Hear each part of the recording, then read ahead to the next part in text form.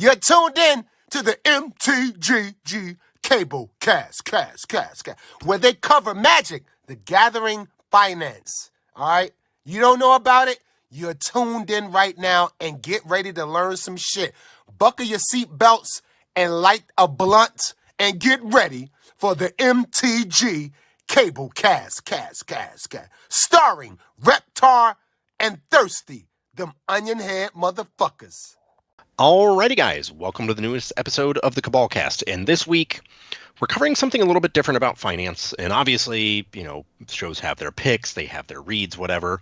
We wanted to cover kind of what the cEDH experience has been from a few different perspectives, because we think it's probably the biggest wave coming in the near future of a huge swelling of MTG finance, as it has been for the past couple years.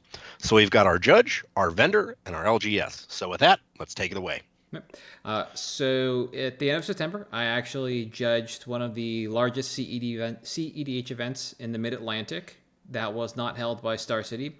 We are an independent LGS, and we worked with what is effectively, I believe, the largest TO on the East Coast for this event. We had hoped to cap out at 100 players. That was the final cap after blowing through it several times. And we settled on 81 players for the day. That was the final registration amount. And before the event started, this is a photo that I took. I tossed up in Discord. I tossed it up on Twitter. And it's hard to see here, but we did have some sharks in this crowd. Most notably, the comedian came out to play, because this event, as the attendance cap went up, so the prize purse also increased. So it just garnered more and more interest. The community for this event basically was at peak fervor and had been talking about this event for weeks on end in their social channels and in their own personal Discords run by the TO for this event. Everything for this was run through topdeck.gg. All the deck lists had to be submitted through Moxfield. It was a time. I got solicited for this in a very interesting way. I really dislike that the judge program is focusing on Commander as not even training wheels, but as the primary thing you do at an LGS and in your tests. So you get a lot of questions about cards nobody cares about, because they're played in Commander and nobody cares about them. So I didn't pay attention to the format, and I got tapped by my L3. Hey, we're having a cEDH event. Do you want to judge it? And I respond back like, I have no experience with this format. I try and stay away from Commander as much as possible, and as such, I don't really know anything about what's going on in this format. And the response was, cool, you're in. And that's how I got the event. Conveniently, the JudgeCast podcast also put up the episode with, I forget this person's full name, but he just goes by Baldy. If you ever see him at large events, glasses, bald head. Aerosmith. Yep. Tattoo sleeves, and a noticeable bit of facial hair. Makes very good spices, by the way. Yes. BaldyBlends.com. And he is one of a small number of people that basically deal with the Commander IPG, the Commander, I guess you would call it either the CMTR or the CTR, something like that, the tournament rules, etc. And so I basically caught up to speed on that before this event. And at the end of the day, it was actually kind of relieving. I knew what I was getting into because I'd spent a couple weeks watching at my LGS, and it's basically just vintage with Pickering, politics and bickering. Yeah. And that somebody used that portmanteau at dinner one night. And I'm like, that's exactly what it is. It's just really good. Yeah, it's just Pickering, politicking, and bickering. And locally, I got a lot of that on Monday nights before Legacy, and I really wanted to get to understand that, because as a judge, there's a dissonance between what players can say at a regular constructed event and what players can say at a cEDH table. Yeah. And goading people almost aggressively is acceptable at cEDH, so I had to allow myself to be okay with certain things.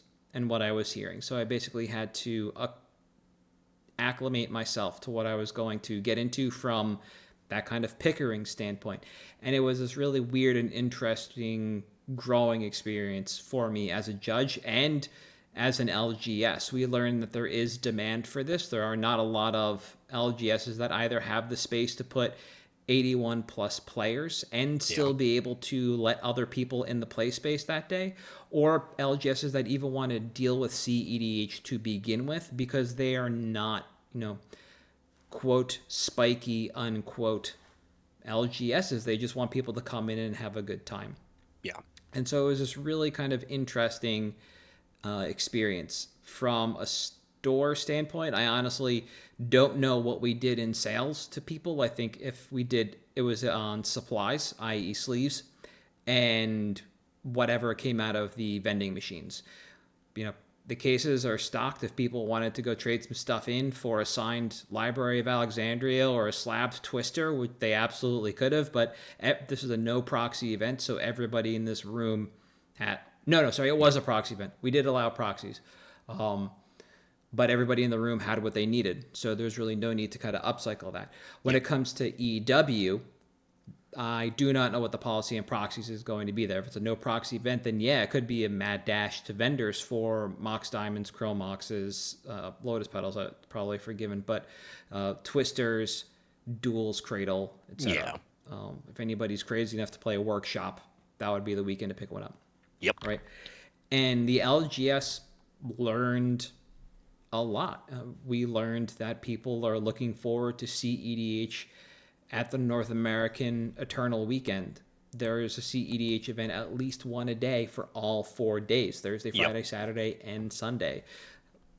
This was before after the initial kerfluffle with the rules committee, but before the bannings, and I haven't been back to kind of take the temperature, but from what I've been seeing online and some of the personalities that did come out to this event, they are excited because it creates their own, a new identity for the format. It rotated the format. Things have to change. It will not be the same half dozen or so decks, like 4 overall themes and then a soup of Thassa's Oracle.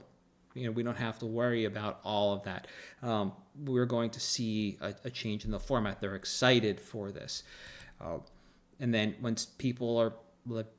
it's all said and done, people are still out here in these streets slinging cEDH and having a great time. The ban list be damned. There are people in that room that were excited to know that there was an effort for a rules committee to kind of be built up.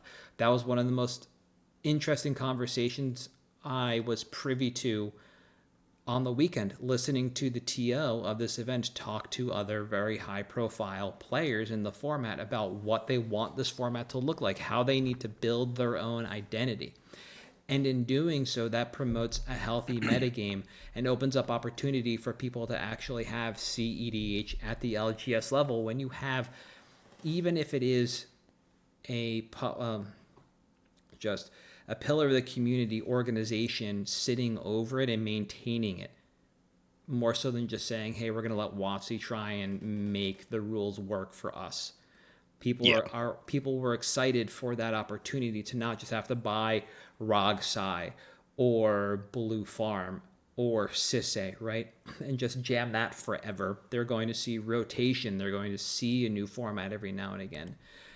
One of the things that kind of impacts cEDH and maybe even a little bit at the LGS level was there was a removal of resources for this format.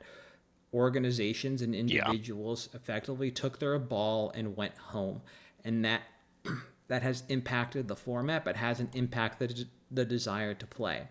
Not at all. So the cEDH tournament data, the winning list API went down either shortly before or after this event. That was a topdeck.gg thing, I believe, and it has not come back. With the bannings, we've seen a number of other organizations that were providing data automatically, i.e. through automated means, have also disappeared. They've paused their services. And so insight into what's going on in this community is kind of dwindling, and people, they do have to look out for their own information. It's out there, but they have to kind of operate in their own individual spaces again.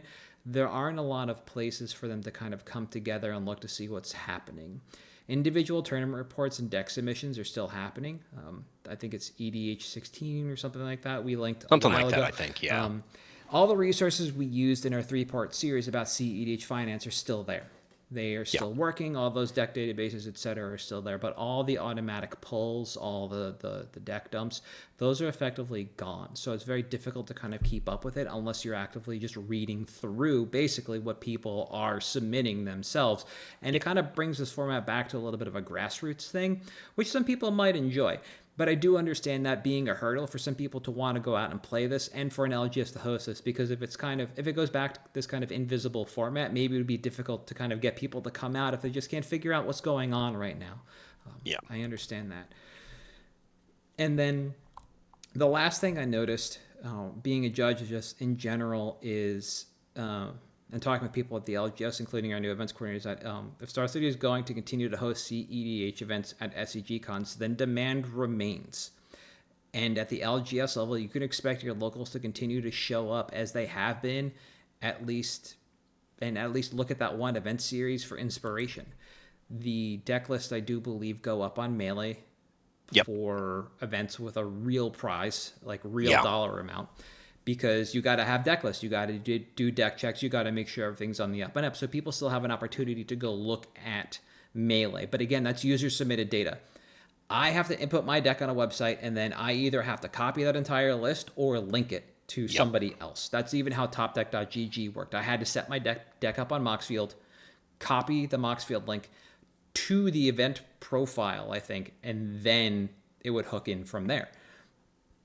But because Star City continues to hold these events, it does give people the opportunity to point and say, hey, this large North American TO is still holding this event. There is power behind this format. It is cromulent and something we can look at doing.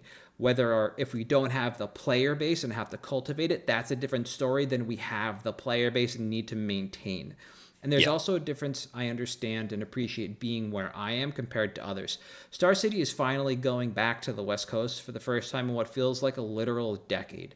They eventually shrunk their I think it actually might be. They shrunk their footprint down when they were doing the SCG tour from being entirely North America to basically just be the East Coast to like Texas, and that's it. They're going back to Portland with SCG Con in, I think it's November. I think it's February. Columbus is November. That's right, in February. And then Charlotte in March, whatever. So we're seeing this branching out. We can point to now again this national TO, but a majority of these events do happen within driving distance of a number of major metropolitan areas on the Atlantic seaboard. So for me, I do understand my worldview and my experiences are different than what other people are seeing and experiencing.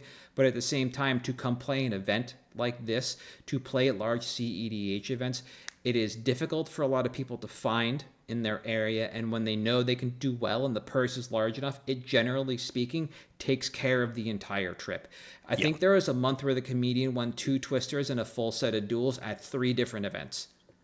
Like, just the first twister paid for the travel if he had to fly to each one of those. That's it. So there's opportunity here, and opportunity abounds, and this format is still growing and still excited to engage at this level of play. And that's kind of what I saw as a judge. I will not have exposure until the North American EW weekend, but as of right now, I have not been solicited to work the event, but I do know a number of judges who will be working there, so I have the opportunity to observe and discuss. I have the TO's phone number. At any point in time, he could text me and tell me we're doing another event because he wants to work specifically with me and the other judge that did that event. So I do expect to have more information and more experience about this, and I am very excited to see how this format grows just in the area and how other LGSs adopt it when they see that, hey, it can be successful at the LGS. Hey, it is successful on the SCG tour. We just need to put the resources into that, and I understand there's a lot of overhead that goes into that from the LGS standpoint, which makes the way I'm looking at this way different than the way you're going to look at this. Yeah, there's a couple things that I do want to piggyback on, though, based on what you said. And part of that is, when you talk about the tournament structure and payout, and then what was it called? You called the Pickering? Pickering, yep. Yeah. Politicking and bickering. Yes. So something that we've actually had to deal with, and this is, there's a line for the LGS as far as we are or aren't okay with certain things being said that other stores may be.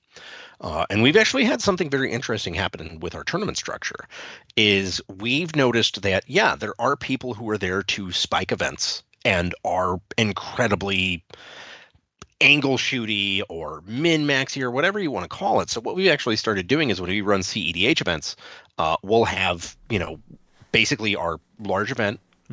And, the store I was at that used to do this could seat 220 people. And we would have, okay, we're going to have a main event that we're going to cap at 150. And that was the event that we actually geared towards a less severe payout. What we did was we would hold, and this was back in, I was an early adopter of cEDH. There's some of our first episodes. I'm literally talking about it. This was when you could get away with this. And we would have side events that were basically it was a pod for a duel. Yep. So that only one person in the pod could actually get a prize and the other three were left with nothing. Mm-hmm. And those sold so much more and so much faster. Like those filled immediately. And that was something that we found was actually very beneficial because, one, it allowed us to kind of get a premium for some high-end inventory that we may have had more of a hard time moving, or that may have been there for a while that we didn't have to buy list. But hey, if I can sell the Savannah for 200 instead of 175 effectively, I feel good about that. And that was really helpful. But I think one of the most important things when you're looking at an LGS is having the conversation. And I think that's something that, you kind of cultivate as an LGS as time goes on, and seeing what kind of power level your customers want. And what we've actually kind of settled on is basically like when we have our EDH nights, it's, hey, those guys are super tuned, cEDH, like they're going to go for the optimal plays. And these guys may be running cEDH, but they're more there to have fun than spike something. Okay. Similar to the old PTQ grind when you were testing with your friends. There were times where you were just messing around and times where you were like, no, I'm on my grind. I'm taking notes. I'm remembering cuts, plays, everything. And something that I think is particular to smaller LGSs. And that is, when you don't have a large space, things like hygiene and bullying become a lot more prevalent. Fortunately, we just have the Yu-Gi-Oh policy where we tell everyone, hey, look, Yu-Gi-Oh has these rules, and we're going to enforce them as a store regarding hygiene. Yeah. The really bad thing is, and this is where Pickering comes into effect, is sometimes at these events, people do get so animated, so over the top or excited that they say things that they really shouldn't at all. And you sometimes have to step in. Now, that does a few things. One, it alienates one player. And two, it creates a very loyal and self-policing community. And for an LGS, that is essential. Yep. Because our most lucrative nights are actually our EDH nights. It's not modern. It's not even draft. It's EDH nights. And like you said, it kind of is similar where it's your, snacks, drinks, whatever, supplies. But most of our EDH players, when we have our weekly cEDH event, they come in and they're also constantly tuning decks. So they may buy $50 in cards on a whim. They may buy $500 in cards on a whim. And it's something that we've noticed is as Wizards has kind of forced the game towards EDH, as clearly pointed out by designing Nadu for EDH in a 60-card format set. That's kind of where the money is, so we've had to go there as well.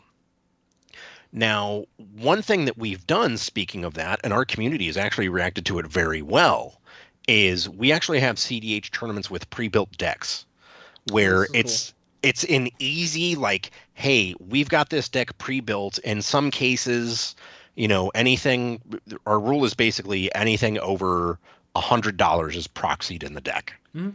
But it's a scaling amount that you can put in, and all the players have to agree on it, be it $5, $10, $50. And what happens is the winner gets that amount of store credit. And that's something that has kind of helped us a lot with retaining EDH customers, because one of the hardest things to retain as an LGS is EDH customers, because you can get them in on your EDH night. But the really important thing is you want those customers to come there on other nights when other stuff is going on that they can get exposed to, and they can expose people to EDH to get more customers for both. Got it. And making them kind of, we've got one guy that's, I think, at about 3,700 store credit right now, just from money matching cEDH. We do call it money match cEDH, but, it's what it is. Yep, I get that. And that's something that I think, as you kind of touched on, especially with the no proxy events, because people can do this with their actual decks as well, is there's really no way to monetize them. Once they've reached, this is my deck, this is my tuned, refined blue farm list that I love, and this is all I want to play, it's hard to monetize that. So opening it up to this has actually made it a little bit easier, because we're able to make money on retained EDH customers that don't buy sealed. They may buy Commander Legends or Commander Masters when it comes out, obviously, because that is a product designed for them. But they're not coming in here and buying a case of MH3 or cracking packs just because they want to open something necessarily as much. They want to feel something, yeah. Yeah, exactly. They feel something by crushing people on the back of somebody else casting Time Twister and them casting Notion Thief and being like, well, I'll draw all the cards and fuck all you. And that's actually been something that's been really strange to see, because I haven't seen that in Magic since Extended was a thing. And I don't know if you ever had or knew people that were like, oh, it's Extended, we're grinding, we just scrubbed out of this PTQ, let's go be degenerates and money match at the Chinese cafe that's hopefully next to the venue. Or money draft or whatever. Or money draft or whatever. Yeah. And it's kind of promoted that back. And, for me personally, not as a store, not as anything, I love seeing that. I love that kind of competitiveness, that fire, that desire in people to just play for the sake of playing with maybe some stakes. Our store does something similar. They allow it, but I can't remember if it's for the dedicated cEDH night we have, which I believe is Thursdays, or it's for a draft night. Okay. Entry fee into the event, is flat, but pricing is variable, and it's whatever pack somebody buys to put into the pot. And we've have everything from whatever is currently released all the way back to, I think, Legions right now. I think there is a small goal to have everything on the shelf. And so, somebody could walk in and just pick up Commander Masters CB and throw it into the pod. So you're not actually just throwing bills on the table, but you're just kind of throwing bills on the table. Yeah. Right. And that, I think that's a way to keep that money in. We just go for store credit. Yep. But it's that's our Monday nights. Store credit is winner take all in the pod. Store credit, it's $10 and winner gets 40. Or if you want to split because it's cEDH and maybe the game ends up in a state where you can stop one person, et cetera, et cetera, et cetera, and a split is just more amicable. Yeah. But it's generally winner take all for the pod. Fair. Yeah. But and that's been really interesting to see, because it's been a way for us as a store to have kind of an infusion of capital on being able to cater to this crowd and find a way to, hey, what can we do for community management and marketing in terms of advertising the events, getting the word out, whatever, to try to get people to engage with us when there are, frankly, a shit ton of other options within 30 minutes. And I think marketing is one of the best things, because we have literally, we make our Facebook posts, but we just leave it to player word of mouth from there on out. And I think letting the community spread that as the community gets more passionate about it has been one of the best things. I think one of the most interesting parts of this swell of cEDH at the LGS is the amount of people lamenting no events in the Midwest. And that's one where I think there is an opportunity because you clearly do have players. Star City is going to the West Coast now.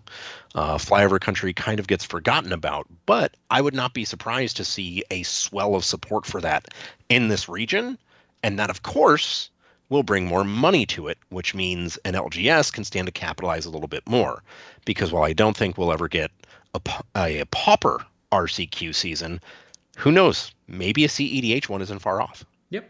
No, there's a lot to that. As far as our marketing goes, it's very much the same. I don't follow the store on Facebook, but I do understand that the same posts I see on our Titantron are the same that go up on Facebook and are the same that go up on Discord, and whatever somebody at the store posts to both Twitter and Instagram, there's a hook in Discord that just brings it on into the feed as well. Nice. So a lot of that does come down to player word of mouth if you're not following the socials, and it always spreads. I've got no idea how the event I judge spread outside of the community Discords and word of mouth. I didn't even know it was really going to be a thing until I was tapped for it in back channels.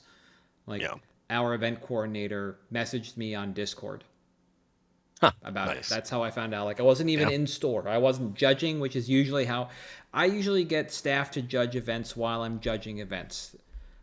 That's usually how it works. Yeah. Yeah, that's how that one goes. Except for this past Friday, where I went in to go check on my RCQ that's coming up.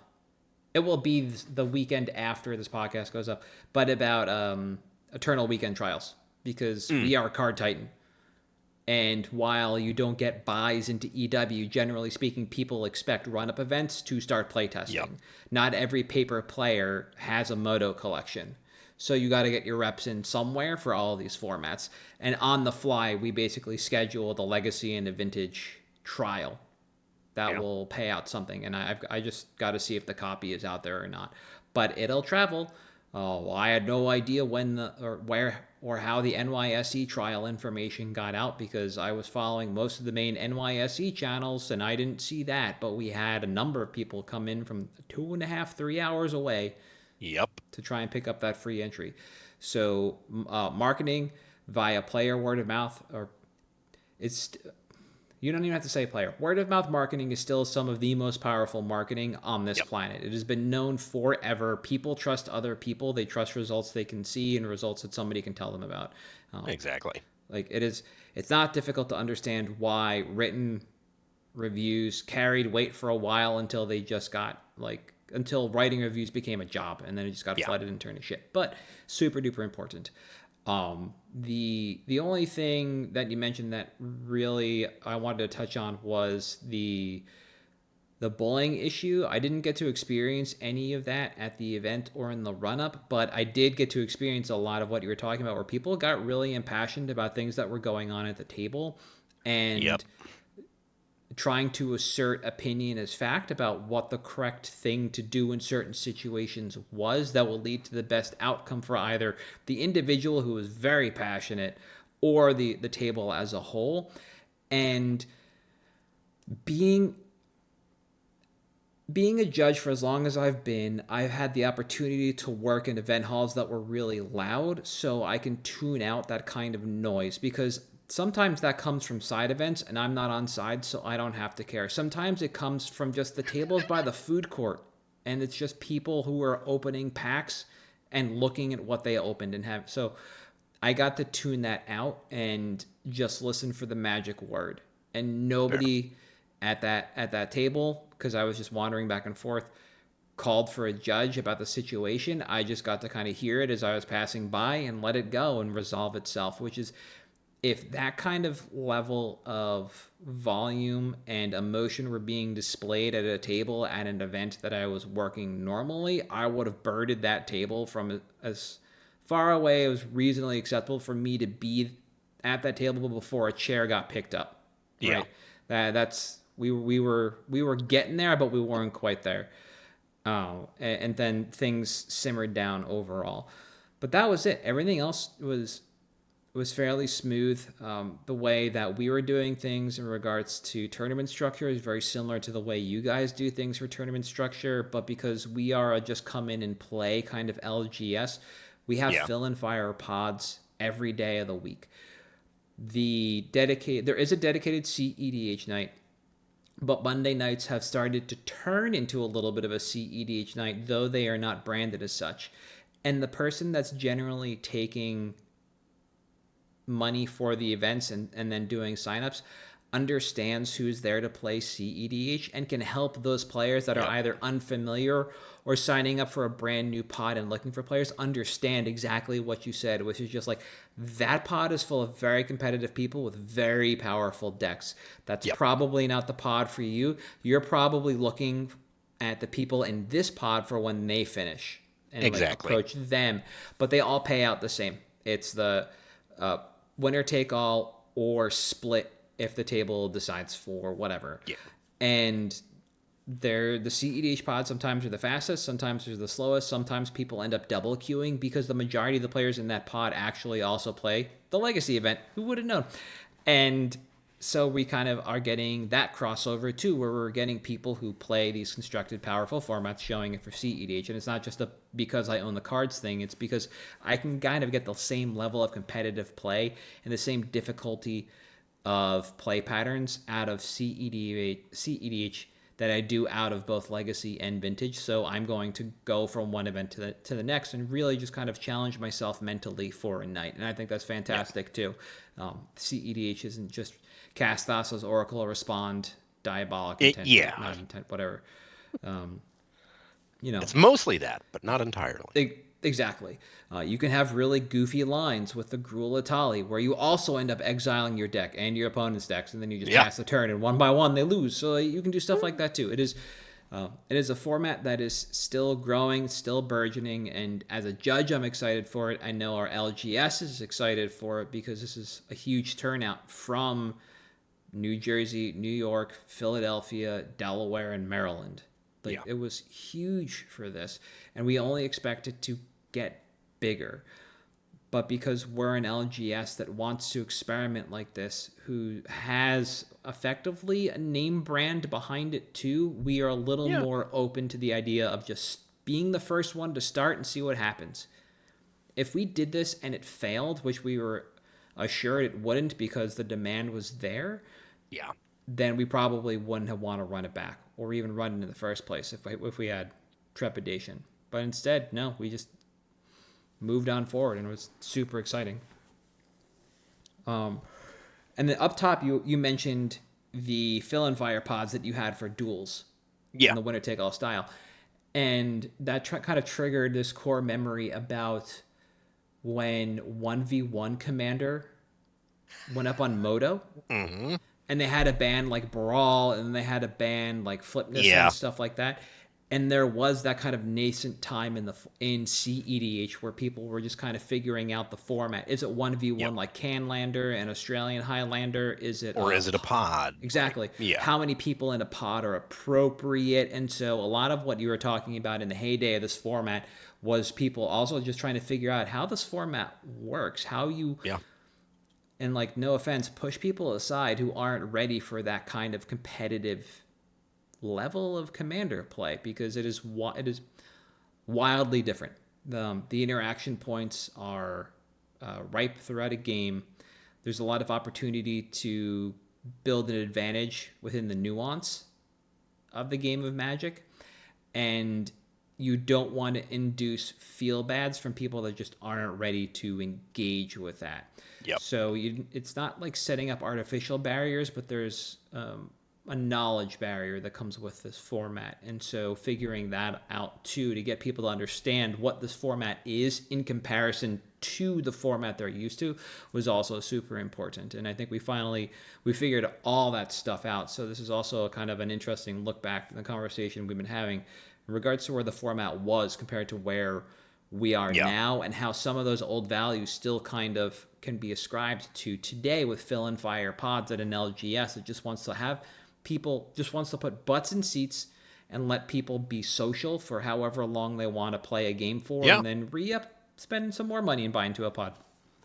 And it's something that's been really interesting about EDH as a whole, and now I'm glad it's ventured over into cEDH, is, this is the most widely supported format in Magic. 100%. It is also completely community originated and driven up until recent events. Yes. And it has, one of the core things is anytime somebody new comes into the store and is like, I've heard about this game Magic and I want to play it more. Or I've played it on Arena, but I want to check out other formats. The way I've always described EDH to people and cEDH, whatever you like to do in Magic, there is a way to do it and be competitive. And I think that is one of the most truly unique things about the format. 100%. Commander just used to be battle cruiser Magic, and we have definitely turned a corner. A while ago. Yeah. We turned that corner. And so, we are where we are. And this is probably going to be a topic that we'll touch on again in the future as this format changes, as we see what happens after the bannings. Once WotC comes through with their solution, a lot of people are glomming onto the tiering system that Gavin Verhey was talking about. But who knows, in all honesty, what's going to come out of this. And so this is definitely something that is going to have opportunity for both LGSs as a place to play and vendors as a place to kind of cut their teeth and make a little bit of profit.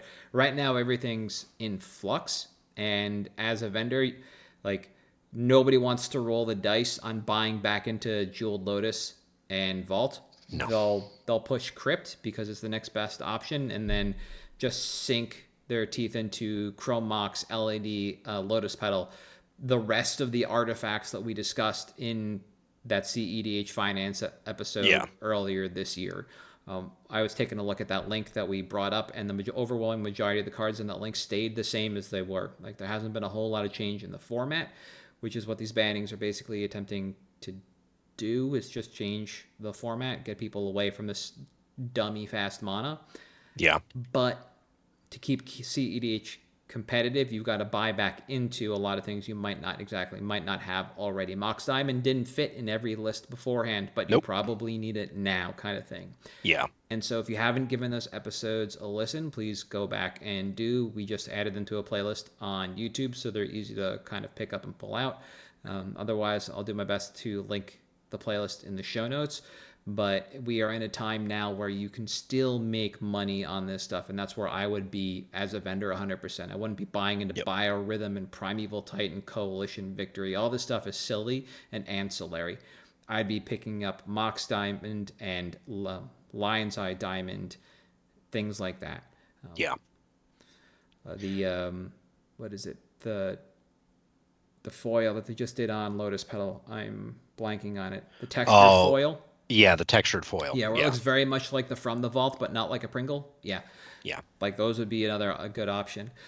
From a vendor perspective, things are kind of light right now. You have to shred lightly when it comes to Commander. There's not a whole lot between September and now, besides just various I got stuck with a lot of this stuff, or glad I didn't buy in kind of thing. So a lot of trepidation there. Anything before picks? No, let's take it away, and I'm going to go first because mine is kind of esoteric, and you went first last week. That is all correct. So, there has been a lot of buzz about some cards recently on some Discords and some financial circles, etc., talking about Mystery Booster 2 and what a great option it is. And one of the things that we kind of swore as our modus operandi for this podcast was we wanted to be legitimate and tell people things that we thought were real or were not. And for that reason, I am making an anti-pick. Mystery Booster 2 singles. Don't do it. We have heard that this is right now Las Vegas exclusive. That's fine. This may be Las Vegas exclusive, but there were also convention boosters before where they would release a new round every convention. It's also available on Secret Lair, Convention in a Box. Great. So you can order it that way as well. Now, one of the things that has driven prices of that product sealed was that, hey, we got a bunch of free ones during COVID if you were an LGS. That's fine. This set is no new cards outside of the playtest cards, which... vendors don't want. They're all available. So you did mention the eventually during lockdown, the editions that went out to LGSs were convention, and that's important because that's where the pricey playtest cards were. Yes. So So these cards all exist in other ways. For the most part, there's no mana crypt in this one. There's no cards like that really take over the price of things. Obviously, there's variants with different borders and stuff like that. And I do have a lot of like, hey, that's awesome. I'm glad you guys did that. That is super cool. Brainstorm and Future Sight border sounds awesome. Absolutely. That doesn't mean that buying these now or any time around now is good, because once Vegas happens, once this gets opened, once the secret layers start shipping, guys, do not buy into the FOMO. Please do not buy into the FOMO. If you take a look, one of the cards that I'd highlighted was, I believe, Elvish Reclaimer, the Future Sight one. If you look at the price graph, this and many others have just started spiking in the last couple of days. This is a FOMO spike to me. This is not something that is real. This doesn't mean these cards are necessarily going to be as limited as all that. Obviously, like the Urza, whatever, when there's cards like that, sure, that makes sense. Fine. Yeah, Urza Saga, Wasteland, in White Border, Brainstorm, and Future Sight, like you mentioned, there are some very obvious cards and very interesting treatments. But that doesn't, wait a little bit, and once this starts releasing into the wild, this will get significantly better. Yep. And that's what I'm stressing here with this pick, is please, please, please be patient with this. I promise you will spend less money if you wait until this set comes out and releases and ships everywhere en masse. And that's what I'm asking for. Yep. That's why I picked it. Avoid it like the plague. It's not that good. You don't need to get it. I promise. Yeah, no, I agree. It's a 2,000 card set, so specking on boxes seems asinine at best. Yeah. Because it's 24. It's 24 packs, right? Yeah, 24. 24 times 15.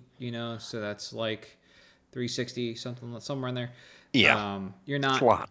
Yeah, you're not really coming away with a lot of the set. You are gambling on a Future Sight foil right now. Those are the heavy Those are hitters the money. Yeah. in terms of price, and I'll bring this up on screen. Brainstorm's like 500 or something for Future Sight foil. Exactly. Brainstorm, Urza, Counterspell, Demonic Consultation, Oracle of the Alpha, which is an arena-only card in a format nobody gives a shit about.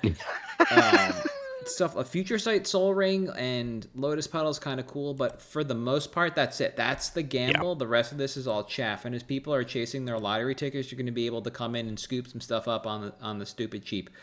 Like a non-foil Lotus Petal right now is $36, and it's not that much more expensive than the Tempest version. So in time, once this floods the market, supply will outpace demand, so you'll be able to scoop these in a couple of weeks for pretty cheap. And then, like, literally when you sort by market price, I'll bring this up again, it is like embarrassing.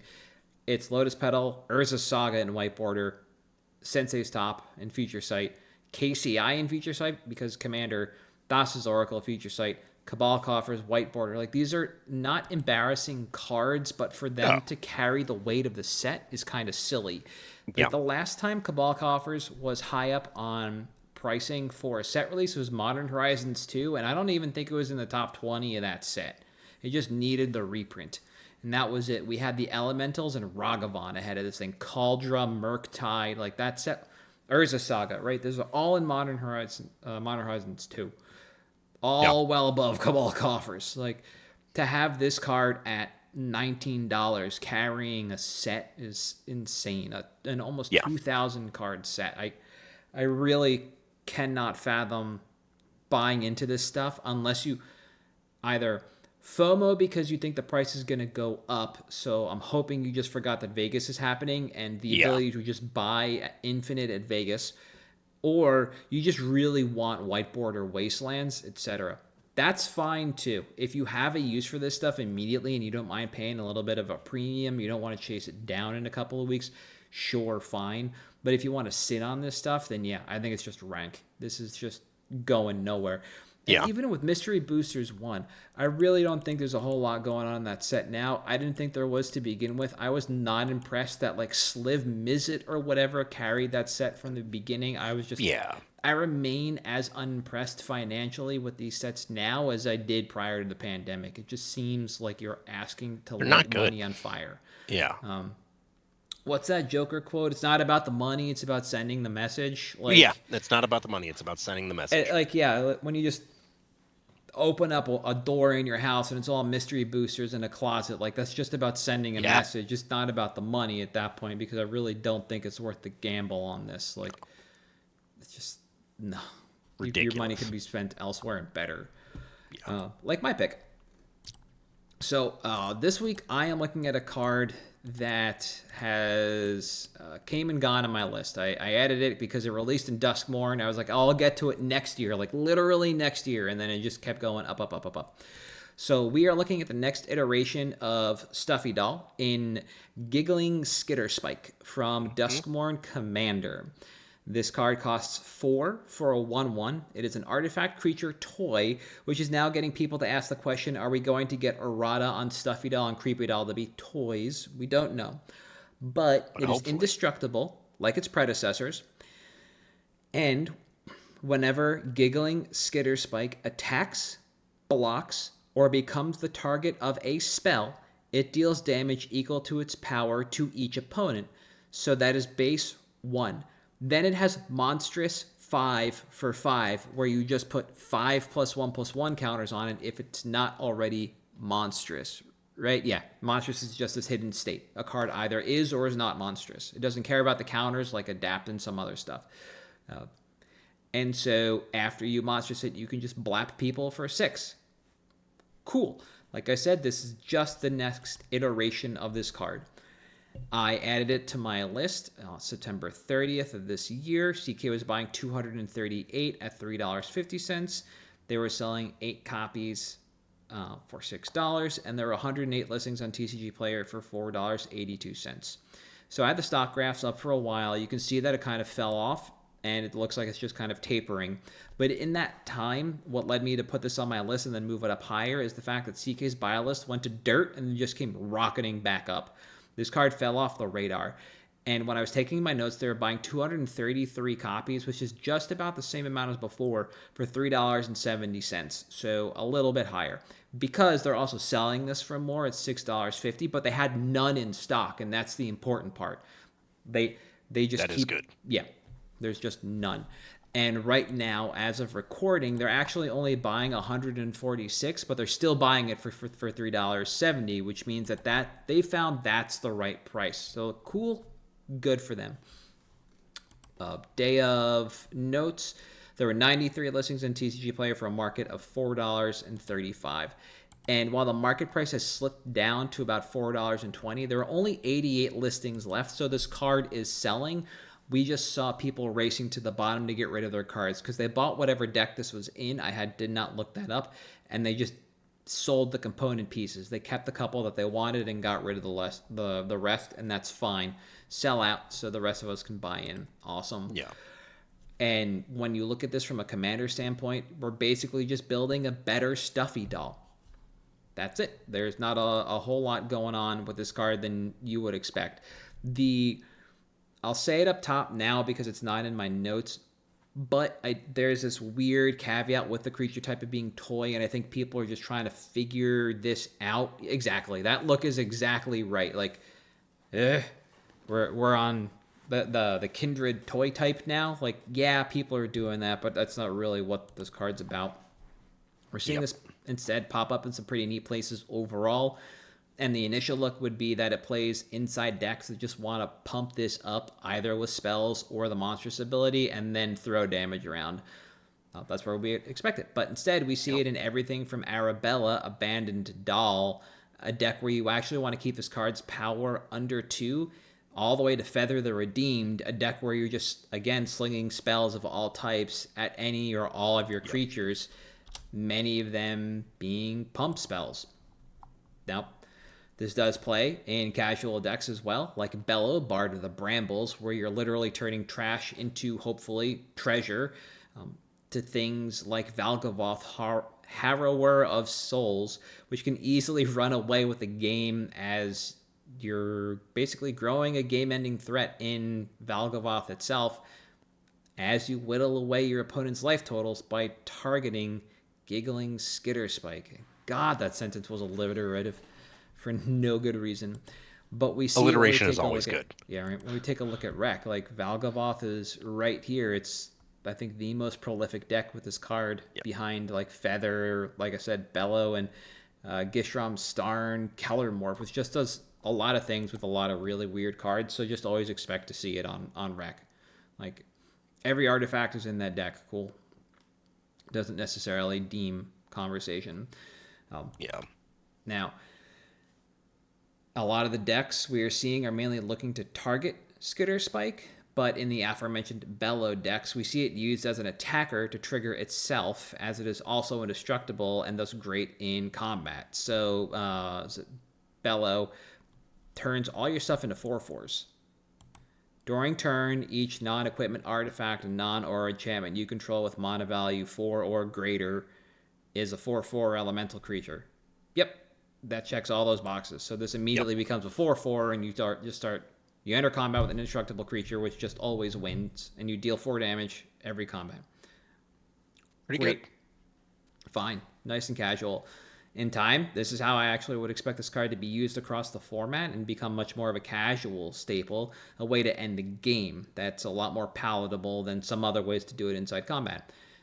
Especially when this kind of exploits a weakness in the format, as there seems to be a lack of exile effects within the format writ large. Like the meme of just run more removal is honest to God true.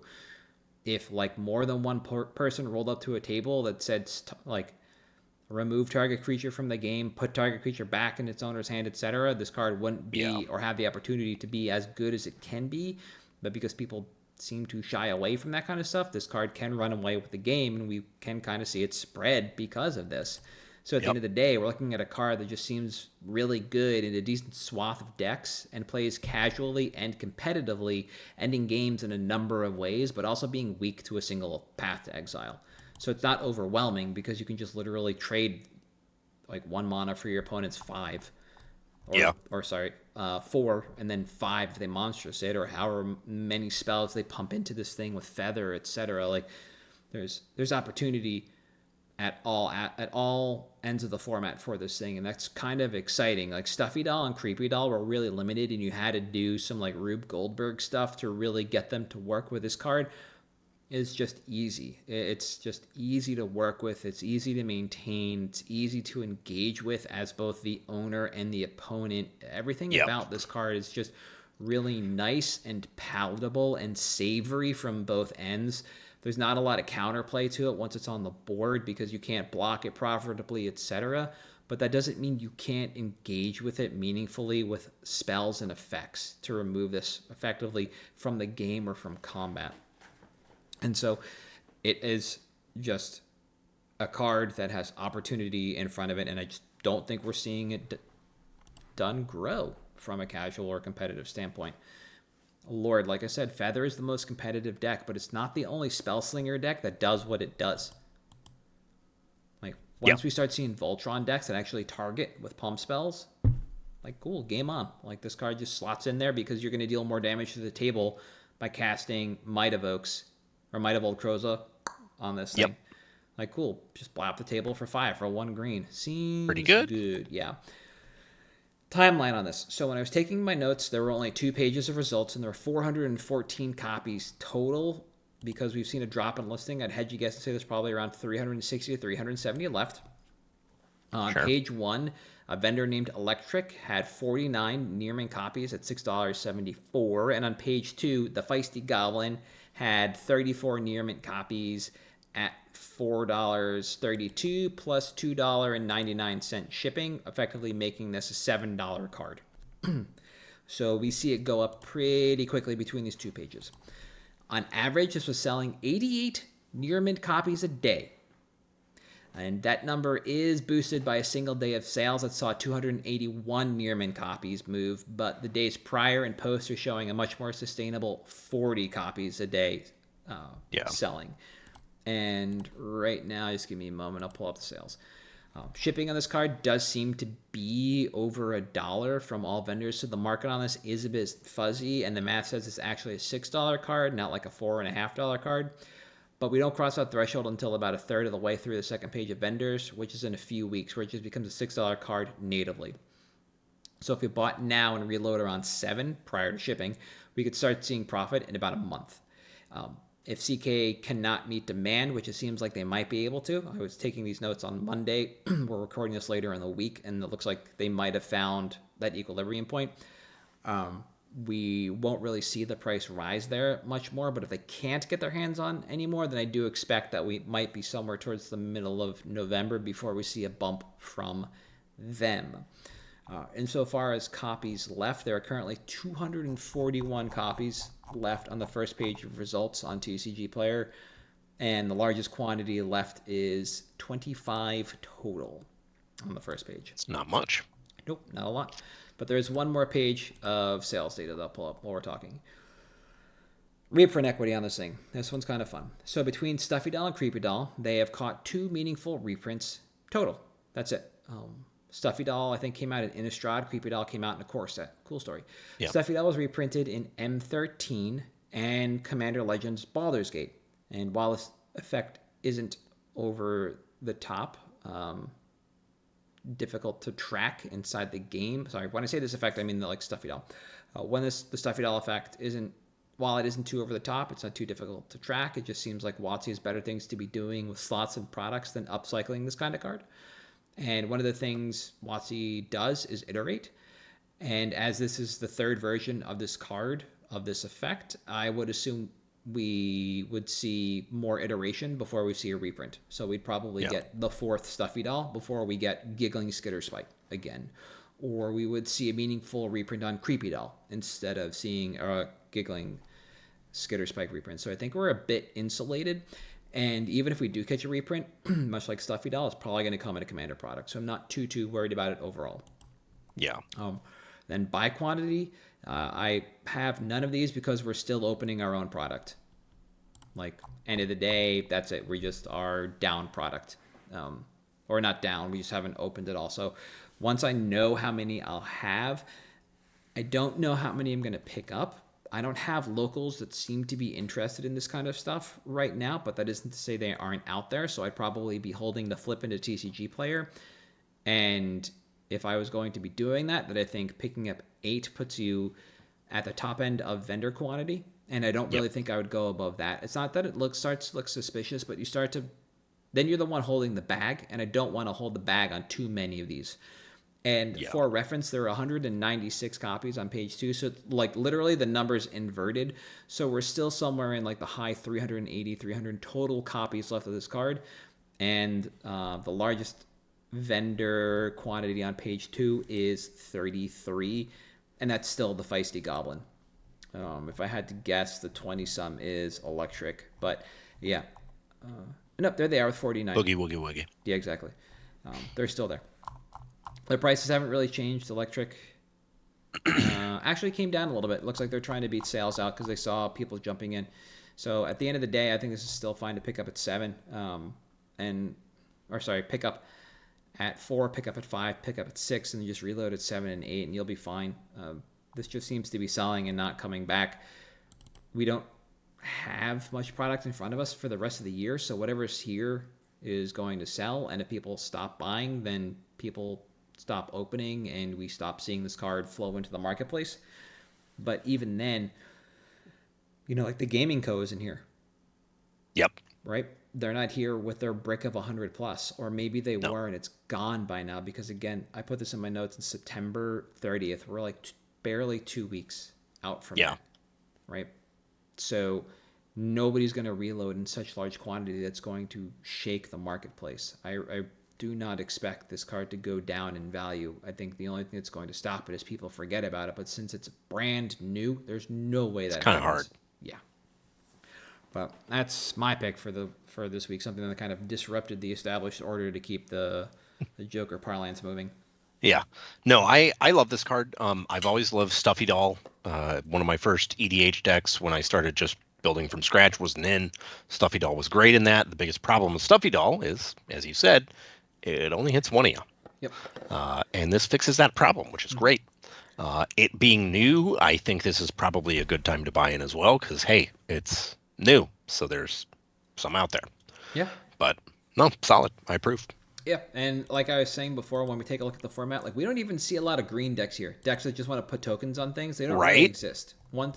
Like there's a little bit of that, but not a whole lot. And if that starts showing up, then we start seeing ways to just pump this card. Yeah. To be so big and just blap the table in one go. Pretty great. Yeah, so I don't even think people are done experimenting with this card yet. We're already seeing it drain from the marketplace. No. So that's my call for the week. Cool. All right. Anything else before we cut out? Nope. All right. So for at MtG Cabal Cast on Twitter, Facebook, Patreon, and YouTube, I am at Haltoy and Reptar. You are At Damon_Thurston. We'll see you next week.